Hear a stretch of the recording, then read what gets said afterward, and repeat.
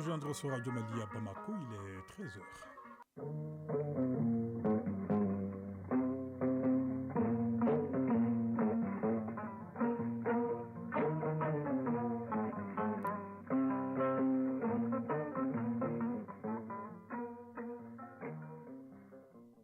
Le journal, Ibrahima Traoré.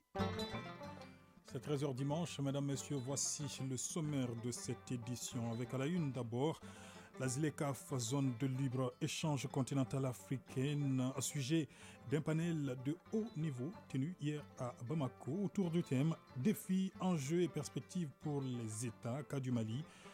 Eh bien, il s'est agi aussi de susciter surtout le débat afin de permettre au secteur public et privé d'accroître la part des exportations du pays. Les explications à suivre dès le début de cette édition avec Nouhoum Sissoko. L'invité de ce 13h dimanche est Adama Samasekou. Il est le président du mouvement fédéraliste panafricain du Mali. Il nous parlera justement des objectifs de ce mouvement et des actions engagé dans le cadre de la célébration des 60 ans de l'Organisation de l'Unité africaine. À suivre l'actualité internationale, nous irons notamment au Sénégal où de vives tensions entourent la caravane de la liberté de l'opposant Ousmane Sonko. Nous irons également au Soudan où malgré le cessez-le-feu conclu entre les belligérants, les combats se poursuivent dans la capitale. Nous irons également en Turquie. Oui, les Turcs retournent ce dimanche aux urnes pour le second tour de l'élection présidentielle qui permettra au président Recep Tayyip Erdogan, en cas de victoire, d'entamer une troisième décennie à la tête du pays. Le journal des sports, ce sera avec vous, Famouri Djourté, bonjour. Bonjour, Ibrahima Traoré. Alors, quel est le menu de cette page des sports ce dimanche? Dans ce 13h dimanche, on va parler de la 20e journée du championnat national de Ligue 1, de la finale allée de la Coupe de la CAF et de la Coupe du monde de moins de 20 ans qui se déroule en Argentine. On terminera par le basketball à Kigali au Rwanda où les rideaux sont tombés sur la Ligue africaine de basketball avec le sacre d'Al-Ahly d'Égypte.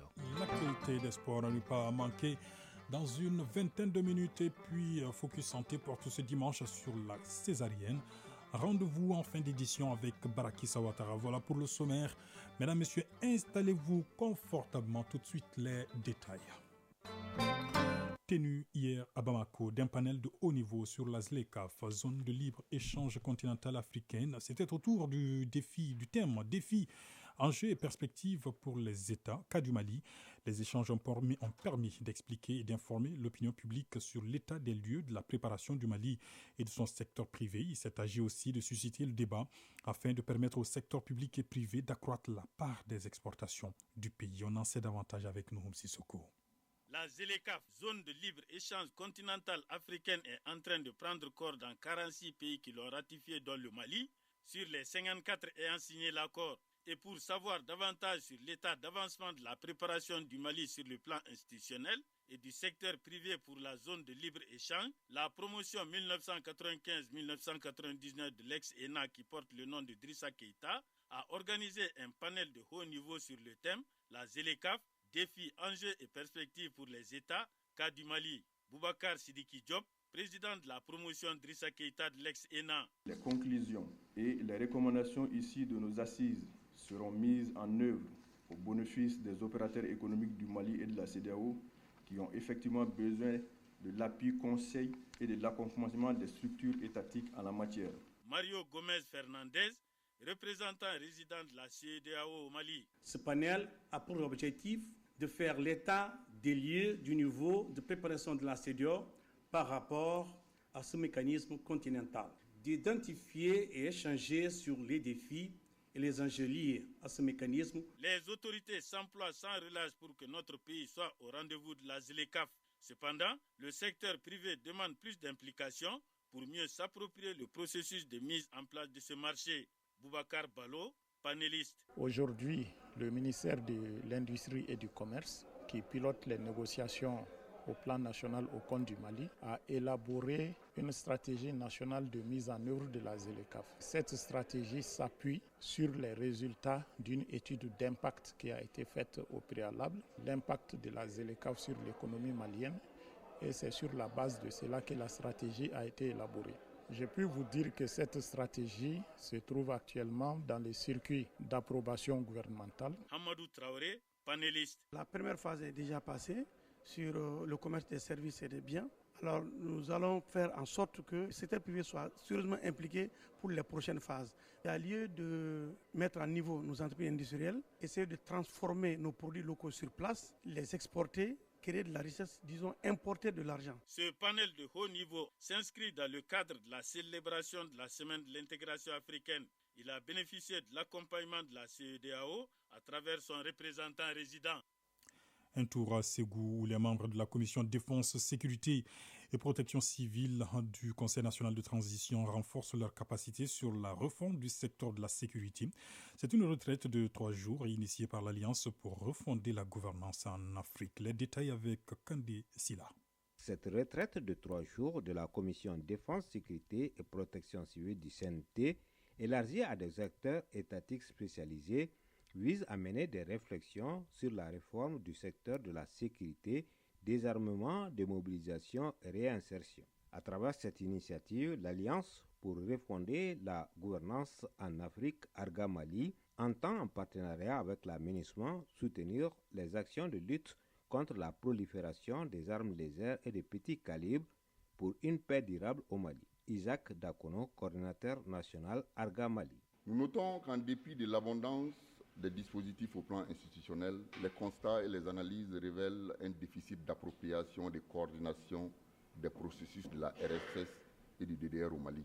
Aussi, dans le contexte actuel des menaces sécuritaires, la problématique de la circulation des armes est une préoccupation majeure de l'État malien. Diagne Ndianga, directeur du réforme de la sécurité DDR de la MINUSMA. Ce séminaire donc s'inscrit dans l'engagement de la MINUSMA à soutenir la mise en œuvre de l'accord de paix. En effet, les processus RSS et DDR sont au cœur de la mise en œuvre de l'accord pour la paix et la réconciliation au Mali, issu du processus d'Alger. Les thématiques abordées sont relatives, entre autres, à l'approche inclusive de la réforme du secteur de la sécurité, enjeux, défis et perspectives, la problématique de la prolifération des armes légères de petit calibre, mais surtout le contrôle parlementaire du secteur de la sécurité. Minkoro Kane, président de la commission défense, sécurité et protection civile du Conseil national de transition. Nous devons porter la bonne explication, la bonne compréhension aux populations. Si les populations s'approprient ces différentes dispositions, ce qui est clair, la paix va revenir obligatoirement. Les autorités régionales de Ségou se réjouissent de cette initiative qui va permettre de faire un diagnostic non moins exhaustif de la réforme du secteur de la sécurité et faire des propositions d'action pour la paix au Mali. Ségou, Kandesila, Isaba pour l'heure. Dans l'actualité également, la semaine de l'intégration africaine au Mali, célébration jeudi dernier des 60 ans de l'Organisation de l'Unité africaine. Au Mali, l'événement a été marqué par plusieurs activités, dont une visite des monuments dédiés aux pères de l'indépendance, une initiative du mouvement fédéraliste panafricain du Mali. Son président Adama Samassikou est l'invité de ce 13h dimanche. Monsieur le ministre, bonjour. Bonjour. Alors d'abord, dites-nous le mouvement fédéraliste panafricain du Mali, quel est son objectif? C'est quoi ce mouvement? C'est un mouvement qui a été créé à l'initiative de compatriotes du Sénégal, lancé le 26 février 2015 et qui a pour objectif... Depuis 2015, hein? Depuis février 2015.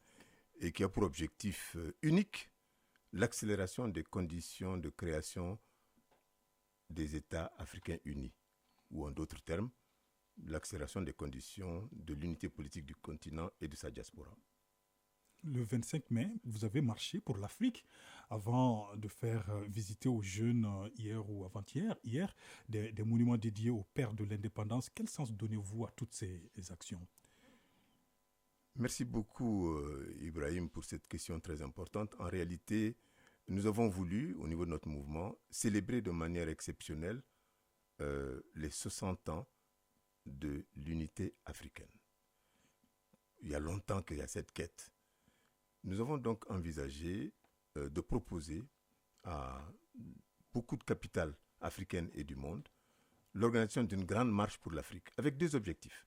Le premier, c'est de manifester notre solidarité aux peuples africains. Quand je dis notre, ce n'est pas seulement les Africains, parce que les capitales non africaines, on demande à toutes les consciences humaines du monde de se solidariser avec l'Afrique. L'Afrique qui est en peine, l'Afrique, comme vous le savez, agressée avec beaucoup de difficultés. Deuxième objectif, c'est de montrer l'urgence fédéraliste, l'urgence de l'unité africaine. Donc, en appeler à cela, et notre mouvement est porteur de cette urgence fédéraliste. D'accord. Et les actions à Bamako, au Mali, ici, entrent dans ce sens. Absolument. À Bamako, donc, nous avons eu le bonheur d'avoir un bon partenariat avec le ministère en charge de l'intégration, qui nous a permis, et l'ensemble du gouvernement d'ailleurs, vous avez vu, en fait, la banderole que nous avons faite et la marche qu'on a proposée a été portée par l'ensemble du gouvernement, des membres présents qui étaient là, par l'ensemble des ambassadeurs, par les communautés africaines qui étaient là. D'ailleurs, nous n'étions même pas visibles, tellement l'engouement a été magnifique, donc nous sommes très heureux. Nous avons fait symboliquement, puisqu'il avait plu, nous avons fait symboliquement le tour de l'Afrique. Et je dois dire que le Premier ministre même avait accepté d'être avec nous. Les circonstances n'ont pas permis, mais nous savons qu'il était avec nous. Et cette visite avec les jeunes? Alors, cette visite avec les jeunes, quand on veut célébrer les pères de l'unité africaine, il faut que nous leur rendions hommage dans la mesure où Bamako a le privilège unique d'être la capitale où nous avons beaucoup de monuments dédiés au panafricanisme. Et ça, nous devons être fiers de cela. Depuis le premier régime jusqu'au avec Modibo Keïta par rapport au square Patrice Lumumba, jusqu'au président Alpha Oumar Konaré, où nous avons donc ces monuments qui célèbrent le panafricanisme. Donc nous avons fait avec les étudiants de la faculté des sciences administratives et politiques, où nous avons tenu aussi notre conférence, parce qu'on a fait d'abord une conférence à cette faculté, parce que c'est la faculté des analyses politiques en formation. Donc ça a été une très bonne conférence. Nous avons poursuivi avec eux, et avec aussi des jeunesses panafricanistes qui sont ici, ce circuit d'hommage au panafricanisme. Donc commencé par la Tour de l'Afrique, et nous avons associé à ce circuit tous les architectes qu'on a pu retrouver qui ont fait les monuments. Donc l'architecte Tembeli était là, il a présenté le monument, c'était magnifique. Une véritable immersion pour les étudiants. Tout à fait. Alors les dirigeants africains, nous le savons, ne parlent pas le même langage sur plusieurs questions à travers le continent. À cela s'ajoute l'influence extérieure, monsieur le ministre. Le panafricanisme n'est-il pas devenu un simple discours actuellement? On pourrait le comprendre ainsi dans la mesure où on ne voit pas les avancées de l'idéal panafricaniste. Mais je crois que ce n'est pas un simple discours. Nous avons ici ou là des actes qui sont posés, qui montrent que non seulement la question est de plus en plus d'actualité, mais aussi qu'il y a des pas pour mettre en œuvre cela. Je prends le cas du Mali, du Burkina et de la Guinée. Donc ce sont des avancées notoires. Et en réalité, aucun chef d'État ne dit qu'il est contre l'unité africaine. Donc cette volonté politique, il faut la transformer en réalité concrète. D'où l'importance de notre mouvement. Nous pensons que nous sommes en mesure, ayant conçu la question de l'État fédéral africain, nous sommes en mesure de proposer aux États africains un plan d'action pour rapidement mettre en œuvre l'idéal panafricain. Mais dans sa dimension, la plus-value que nous apportons, c'est le fédéralisme. Nous ne sommes pas des panafricanistes classiques, nous sommes des fédéralistes panafricains. Et donc ça permet très rapidement, et nous fixons l'horizon avant la fin de cette décennie des années 2020, pour que nous puissions contribuer à créer les États africains unis.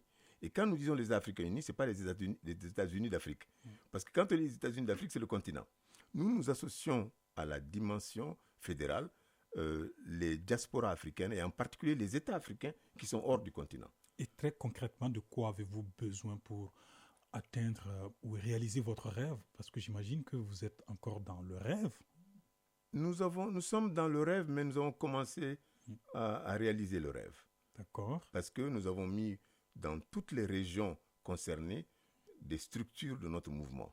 Donc dans les 5 régions d'Afrique, peut-être l'Afrique du Nord et l'Afrique australe, nous avons des militants, mais pas de structure vraiment. Mais dans les 3 régions, Afrique de l'Ouest, Afrique centrale et Océan Indien, et Afrique de l'Est, nous avons en Amérique, l'Amérique du Nord, c'est-à-dire le Canada et les États-Unis, nous avons des structures.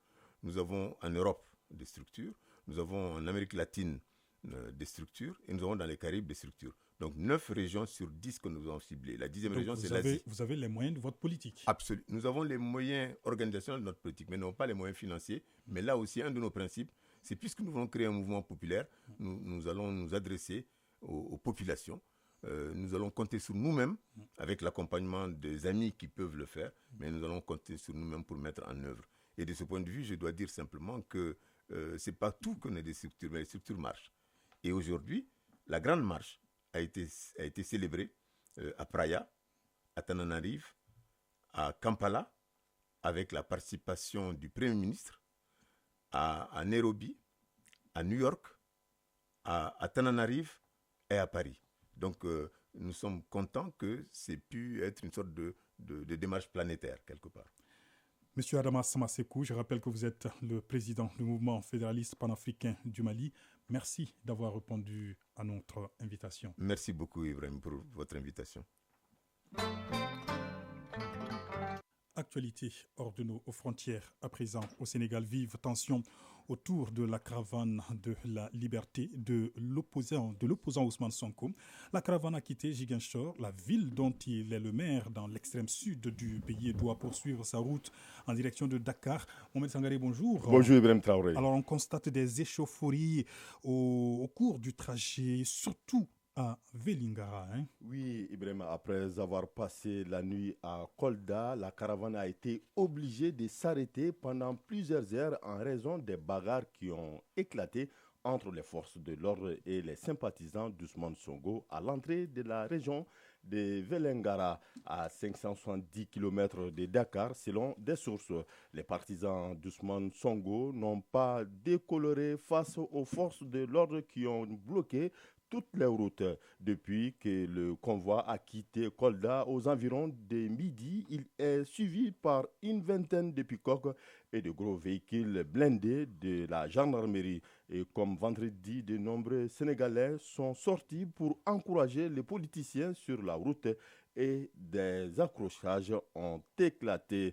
Gaz lacrymogène du côté de la police contre jet de pierres du côté des manifestants. Selon un communiqué du procureur de la République de Kolda, un homme a été tué vendredi en marge des affrontements dans la ville. Pour le ministère de l'Intérieur, l'article 96 du Code pénal obligeant la déclaration préalable de déplacement d'une caravane ou d'un cortège sur l'ensemble du territoire national n'a pas été respecté. Le convoi doit ensuite prendre la route de Tabakunda, un trajet qui s'annonce comme d'ores et déjà tendu. Ousmane Sonko compte aller jusqu'à Dakar où le délibéré dans son procès pour viol sera rendu jeudi prochain.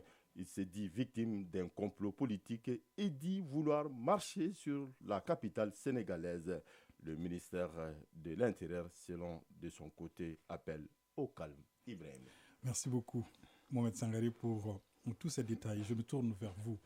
Bourama Traoré, bonjour. Bonjour, Ibrahim Traoré. Vous suivez pour nous le dossier soudanais.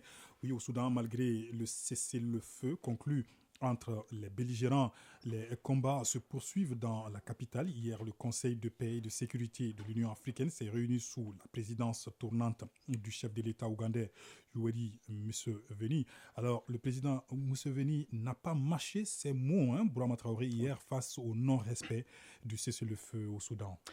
De l'accord à l'action, l'expression ne figure pas certainement dans le vocabulaire des belligérants au Soudan.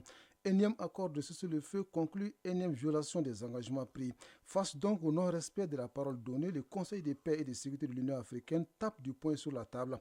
Il s'est réuni, vous l'avez dit, hier sous la présidence tournante du chef de l'État ougandais, Yoweri Museveni.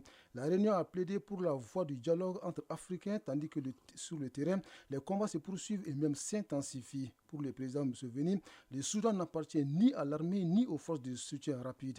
Il appartient au peuple et j'appelle donc à la cessation immédiate des hostilités pour permettre à ce peuple d'élire ses dirigeants, a-t-il conclu. De son côté, le président de la Commission de l'Union africaine, le Tchadien Moussa Faki Mahama, a également exigé le respect du cessez-le-feu, le libre accès des humanitaires, mais aussi une transition politique inclusive et une gouvernance démocratique dirigée par des civils. Il n'y a pas de solution militaire, a-t-il rappelé. Une mission des chefs d'État du Soudan du Sud, du Kenya et de Djibouti est attendue depuis un mois pour tenter de ramener la paix dans le pays. Bourama Traoré, si les armes ne se taisent, les actions humanitaires se poursuivent également dans le pays. Malgré l'intensité des combats, les humanitaires ne baissent pas les bras. Le programme alimentaire mondial a annoncé qu'un premier convoi de nourriture a atteint hier Khartoum, la capitale soudanaise. De l'aide avait déjà été acheminée dans la semaine dans plusieurs provinces, y compris dans les Darfour. Des produits d'anesthésie et des antibiotiques pour soigner les blessés par balle ont été également acheminés par les CICR vers Khartoum, où seulement 7 hôpitaux sont en état de fonctionner. Les autres hôpitaux sont en effet occupés par des hommes armés qui s'en servent pour soigner leurs blessés ou comme base militaire selon les CICR. Les organisations humanitaires espèrent en tout cas pouvoir renouveler ce genre de livraison. À en croire leur porte-parole, ce n'est pas avec une seule distribution qu'on va résoudre le problème. On veut continuer à soutenir les systèmes de santé dans des zones qui ont été particulièrement affectées par les combats, dit-il. En raison de la poursuite de ces violences, l'ONU indique avoir besoin de 3 milliards de dollars, soit environ 1800 milliards de francs CFA, pour permettre aux agences en charge de l'aide humanitaire de traiter les quelques 18 millions de personnes les plus vulnérables dans les pays. Le fonds permettra également de porter assistance aux centaines de réfugiés qui fuient le Soudan. Merci beaucoup, Bourama Traoré, pour toutes ces explications. En République démocratique du Congo, le Premier ministre Jean-Michel Sama Lukende rend visite aux familles des sinistrés des inondations au sud Kivu, des inondations qui ont provoqué la mort d'au moins 480 personnes, des milliers de personnes disparues et d'importants dégâts matériels. On en sait plus avec vous, Lassina Keita. Le Premier ministre congolais était porteur d'un message de condoléances, d'espoir et de sensibilisation du président Félix Tshisekedi à l'endroit des populations de Bushushu et Nyamukubi, frappées par des inondations le 4 mai dernier dans le territoire de Kaélé, au sud Kivu. Accompagné de 6 membres de son gouvernement, des députés nationaux et le gouverneur du sud Kivu, Sama Lukonde, il a été accueilli au port de la localité. Jean-Michel Sama Lukonde s'adresse aux populations en ces termes. Si un seul coin du Congo souffre, c'est tout le Congo qui est affecté, raison pour laquelle nous sommes venus pleurer ensemble et vous adresser nos condoléances. Nous savons que des familles ont perdu leur maison et nous allons les aider. Le Premier ministre poursuit en annonçant des travaux de réhabilitation de la route nationale numéro 2 Bukavu-Goma, endommagée par les inondations, avant de terminer par des messages de sensibilisation pour qu'il cesse l'abattement des arbres. Une instruction du chef de l'État. Le deuxième vice-président de l'Assemblée nationale abonde dans le même sens, déplore la coupe d'arbres pour des transformations en charbon et dénonce l'acheminement d'au moins 6000 sacs de charbon à Goma et Bukavu chaque trimestre. Cette visite du Premier ministre est perçue comme un soulagement par les sinistrés, mais qui demande à travers la voix de Gédéon Luchamba, porte-parole de la société civile de Bushushu, la concrétisation des promesses faites par les autorités congolaises. Merci beaucoup, Lassina Keita. La Turquie, où les Turcs retournent aux urnes aujourd'hui pour le second tour de l'élection présidentielle qui permettra au président Recep Tayyip Erdogan, en cas de victoire, d'entamer une 3e décennie à la tête du pays. Nouhoum Sissoko, bonjour. Bonjour Ibrahima Traoré. Clore ou prolonger l'ère Erdogan. Un second tour inédit de l'élection présidentielle oppose, nous l'avons dit, le président sortant Recep Tayyip Erdogan au social-démocrate Kemal Kılıçdaroğlu. Alors, expliquez-nous quels sont les enjeux aujourd'hui de ce scrutin, de ce second tour entre Erdogan et Kılıçdaroğlu. Deux visions du pays, de la société civile et de la gouvernance s'offrent aux 60 millions d'électeurs de Turquie. La stabilité au risque de l'autocratie avec l'hyper-président sortant islamo-conservateur de 69 ans ou le retour à une démocratie apaisée selon ses termes avec son adversaire, un ancien fonctionnaire de 74 ans. Des files d'électeurs se sont formés avant même l'ouverture des bureaux à 8h, 5h GMT, malgré la pluie qui s'abat, comme dans le quartier conservateur d'Üsküdar, sur la rive asiatique d'Istanbul, où le chef de l'État a voté à la mi-journée. Le président sortant donné favori de ce second tour a dit qu'aucun pays au monde ne connaît des taux de participation de 90%, mais que la Turquie les a presque atteints. Je demande à mes concitoyens de venir voter sans faiblir, a déclaré le chef de l'État. Face à lui, Kemal Kılıçdaroğlu, le papy démocrate comme se présente cet économiste de formation, président du CHP, le parti de Mustafa Kemal, fondateur de la République, il a promis le retour du printemps et du régime parlementaire, de l'indépendance de la justice et de la presse. pour qu'une véritable démocratie et la liberté puissent advenir dans ce pays, pour se débarrasser d'un gouvernement autoritaire, j'invite tous les citoyens à voter, à lancer le candidat de l'opposition après avoir déposé son bulletin dans l'urne à Ankara, la capitale. Alors, Erdogan est donné favori pour ce second tour. Expliquez-nous. En jeu, les 8,3 millions d'inscrits qui ne se sont pas déplacés le 14 mai dernier, malgré un taux de participation de 87%. Kemal Kilis Daroglu, avec 45% de suffrage au premier tour, fait figure d'outsider, malgré le soutien réitéré du HDP pro-Kurd. Il est crédité dans les sondages de 5 points de retard sur le chef de l'État, qui bénéficie déjà d'une majorité au Parlement issue des législatives de mai. Et face à ce homme discret d'obédience à Lévi, une branche de l'islam jugée hérétique par les sunnites ultras, Erdogan a multiplié des meetings s'appuyant sur les transformations qu'il a su apporter au pays depuis son accession au pouvoir comme Premier ministre en 2003, puis comme président depuis 2014. La date de ce second tour intervient 10 ans jour pour jour après le début des grandes manifestations de Jésus qui d'Istanbul se sont répandues dans tout le pays.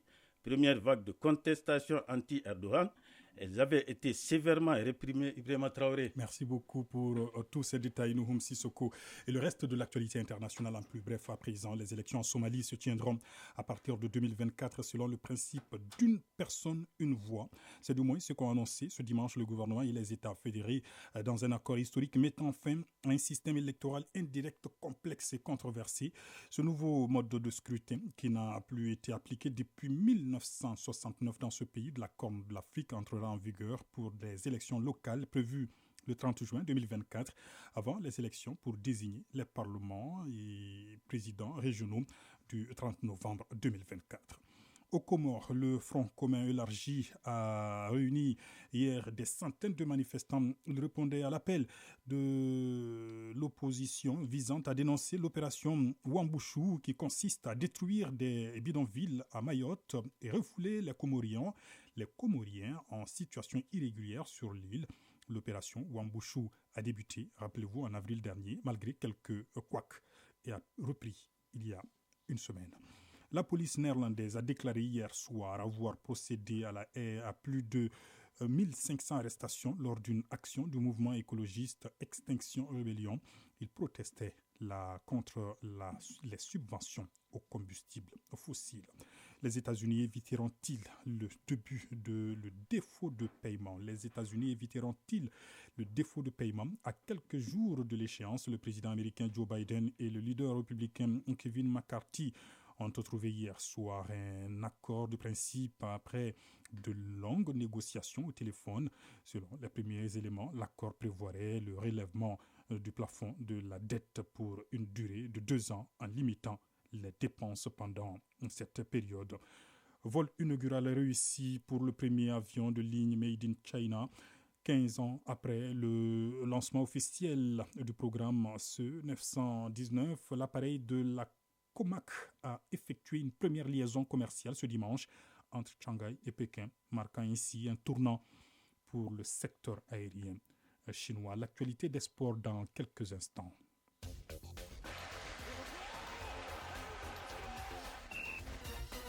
Le journal des sports, c'est avec vous, Famourou Djourté, bien installé dans ce studio. Très bien, Ibrahima Traoré. D'abord du football sur le plan national, la 20e journée du championnat de football de Ligue 1 prend fin aujourd'hui. Oui, à Koulikoro, Yélin Olympique reçoit 11 caractères à 16h15. Au même moment, l'AS Police sera l'hôte de l'AS Bakaridian à Bougouni, alors que l'Union sportive du cercle d'Ekita offre son hospitalité au stade malien de Bamako. Ici à Bamako, sur le terrain de l'AS Hiral, la Binga FC joue contre l'association sportive de Korofina. En ouverture de cette 20e journée, l'AS Hiral de Bamako, leader du championnat, s'est imposé 2-0 devant Afrique Football Elite. Avec cette défaite, AFP perdre sa 3e place à l'issue de la journée. Quant aux Scorpions de l'AS Hiral, ils sont toujours devant les Rouges du Djoluba qui ont battu l'US Bougouni par 2-0 également. Les 2 autres matchs de ce samedi n'ont pas connu de vainqueur. Le COB et l'AS Black Stars se sont séparés sur un score de 2 buts partout et l'USFAS a concédé le nul vierge contre El Seba. La finale allée de la Coupe de la Confédération de la CAF se joue cet après-midi à 13h, hein, si ce n'est déjà pas commencé. C'est déjà commencé. Voilà. Les deux finalistes n'ont jamais gagné cette compétition par le passé. Alors, on va avoir donc 2 manches inédites. La première vient de commencer, je le disais, à Dar es Salaam, en Tanzanie. Pour le moment, le score est de 0-0 après 30 minutes de jeu. Young Africans des internationaux maliens Djigui Diarra et Mamadou Doumbouya, alias Lombraye, même si ce dernier n'est pas inscrit dans cette compétition, est le club le plus titré de Tanzanie. L'équipe a récemment remporté son 29e titre de Première Ligue tanzanienne avec encore 3 matchs à jouer et elle dispute là sa toute première finale continentale face à l'USM Alger en Coupe de la Confédération de la CAF.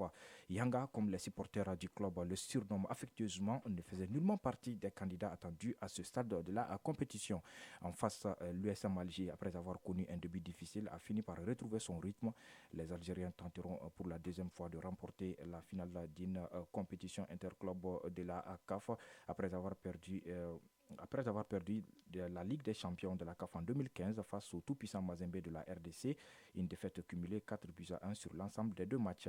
En plus, ils sont largués dans la course pour le titre en championnat algérien. L'USMA doit tout faire pour décrocher un bon résultat à Dar es Salaam cet après-midi avant le match retour prévu le 3 juin en Algérie. Par contre, Djigui Diarra et ses coéquipiers tenteront de mettre KO les Algériens dès aujourd'hui pour pouvoir se déplacer en Algérie dans une semaine en toute sérénité. Young Africans de Tanzanie, USM d'Alger. Tiens, l'USM Alger vient d'ouvrir le score tout à l'heure, à la 32e minute, 1-0 en faveur des Algériens. Très bien, USM d'Alger, Young Africans de Tanzanie, un match en cours en ce moment, donc, et c'est Young Africans. C'est Young Africans qui reçoit, Young Africans qui reçoit, mais l'USM Alger vient d'ouvrir le score à l'extérieur. Très bien. Coupe du monde. Et je tiens à noter aussi que le but marqué à l'extérieur est toujours en vigueur dans les compétitions de la CAF. Donc comme si c'était 2 buts. Effectivement, en cas d'égalité. Très bien. Coupe du monde des moins de 20 ans. Le Nigeria est passé de la première à la 3e place ce samedi dans le groupe D. Oui, déjà qualifié après avoir dominé la République dominicaine et l'Italie. Le Nigeria s'est incliné 2-0 ce samedi face au Brésil. Comme l'Italie a aussi gagné 3-0 face aux Dominicains, le Nigeria chute à la 3e place du groupe avec le même nombre de points que les Brésiliens premier et les Italiens deuxième. Les Nigérians se qualifient donc en tant que meilleur 3e. Par contre, c'est terminé pour le Sénégal, champion d'Afrique en titre après le match nul concédé face à la Colombie, 1 but partout.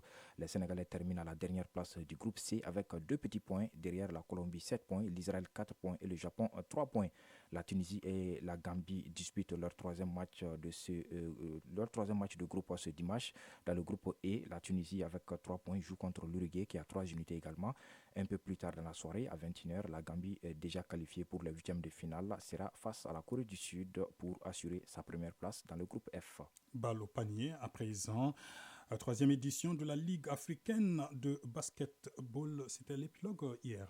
Oui, après l'US Monastir de Tunisie et le Zamalek du Caire, c'est Al-Ahly d'Égypte qui remporte la 3e édition de la Ligue africaine de basketball balle. Les Égyptiens ont dominé les Sénégalais de l'AS Douanes 80-65. Meilleur marqueur de la finale avec 22 points, le Soudanais Anouwa Omo a été désigné MVP, Must Volleyball Player, qui veut dire meilleur joueur. Il reçoit ainsi le premier trophée Hakim Olaoun décerné par la balle. La balle, c'est la Basketball Africa League. Il devient ainsi par ailleurs le premier Africain à terminer MVP après Walter Hodge, le Portoricain, et en 2021 et l'Américain Michael Dixon en 2022. Pour rappel, vendredi, en match de classement pour la 3e place, le Stade Malais de Bamako a battu Petro Luanda d'Angola 73-65 au terme d'un double-double, 25 points, 12 rebonds. Le Malien Aliou Diarra a été le bourreau des Angolais. Pour sa part, Petro Luanda tombe de haut. Il avait fini 3e lors de la saison inaugurale en 2021, ensuite 2e en 2022. Le club angolais termine à la 4e place cette année. Merci beaucoup, Famoury Diorté, pour toutes ces informations sportives. À dimanche prochain. Inch'Allah. Inch'Allah. Santé dans quelques instants. Focus Santé. Oui, Focus Santé porte ce dimanche sur la césarienne. Elle est aujourd'hui très pratiquée pour plusieurs raisons. Qu'est-ce qui justifie cet état de fait? On en sait plus avec Baraki Sawata. La césarienne est une intervention chirurgicale pratiquée lorsque l'accouchement par voie basse n'est pas possible, ou encore lorsque cet accouchement risque de mettre en danger la santé de l'enfant ou de la future maman. Elle peut être soit programmée à l'avance durant la grossesse ou décidée en urgence au moment de l'accouchement. Dr Daouda Kamara, gynécologue obstétricien au CCRF de Kati. Par exemple, si la femme a un bassin rétréci, c'est-à-dire que le bassin, c'est le canal par lequel, en tout cas, le fœtus traverse lors de l'accouchement. Si ce bassin n'est pas dans les limites normales, c'est rétréci, le médecin peut juger avec la femme, de dire que, en tout cas, cet accouchement n'est pas possible par les voies naturelles. On peut procéder à la césarienne. Il y a bien sûr d'autres indications. Par exemple, si la maman a une certaine pathologie, comme l'hypertension artérielle sévère, ou alors s'il y a d'autres pathologies comme le diabète, où on voit qu'il y a trop de risques par rapport à la voie naturelle, donc on peut procéder à la césarienne. La liste n'est pas exhaustive. A priori, la césarienne veut dire moins de risques pour le bébé et moins de douleur pour la maman. Mais l'accouchement par césarienne comporte tout de même des risques importants. Dr Daouda Kamara, gynécologue obstétricien au CCRF de Kati. Il y a des risques liés même aux produits anesthésiques ou même au type d'anesthésie. Par exemple, si c'est une anesthésie loco-régionale, l'arachide par exemple, la femme peut faire une chute de la tension au cours de l'intervention qui peut même entraîner un arrêt cardio-respiratoire. Comme il peut y avoir aussi des complications liées même à la technique opératoire qui peut entraîner des saignements importants au cours de la césarienne.